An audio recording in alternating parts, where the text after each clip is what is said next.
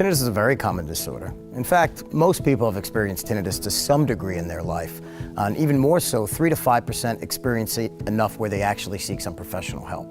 And it's very common for it to occur along with hearing loss. About 85% of those with tinnitus also have some form of hearing loss along with it.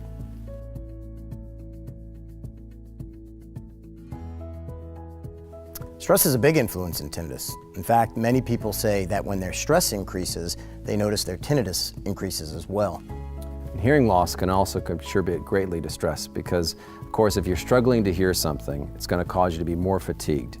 That fatigue is going to increase the stress, which is going to also ramp up the sound of the tinnitus.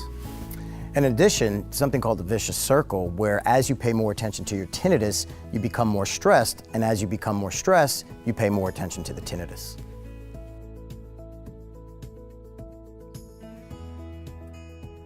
Well, there aren't really any known cures for tinnitus, or at least easy ones, like a pill that can be taken or home remedies. But there are different types of therapies that can be used that are very successful. One of the ones that we use most often is something called sound therapy. Absolutely. And sound therapy is simply introducing different sounds to help the tinnitus blend into the background. And a good example of this is a candle in a dark room. You'll notice as the light starts to dim, your attention goes to the brightness of the flame. In this example, the flame represents the tinnitus, and it burns very brightly against a dark contrast. But if we slowly bring the lights back on, you'll notice the flame starts to blend into the background. The lights represent the sound therapy. And that's what we do with sound therapy, is we want to introduce new sounds to help the tinnitus blend into the background so it becomes less noticeable for many people. And there are lots of different ways in which we can introduce sound therapy. Yes, in fact, one of the most notable ways is just through a hearing instrument alone, like this Beltone hearing aid that can be worn behind the ear. These are very small devices that can be programmed to have a tinnitus breaker turned on in them, which will deliver different sounds that can mask the tinnitus. And then last but not least is there's been some very interesting technologies over the recent years that can stream sounds directly from a smartphone straight into the hearing instrument.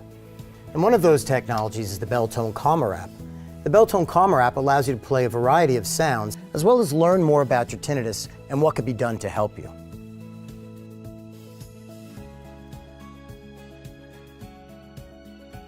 If you're struggling with tinnitus, it's important to remember that you're not alone, as many people struggle with tinnitus. But there are lots of things that can be done to help you. The next step is to get into your nearest Beltone practitioner.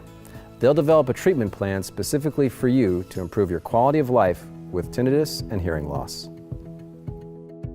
Find your local hearing care practitioner at beltone.com or download the Beltone Calmer app for free in App Store or Google Play.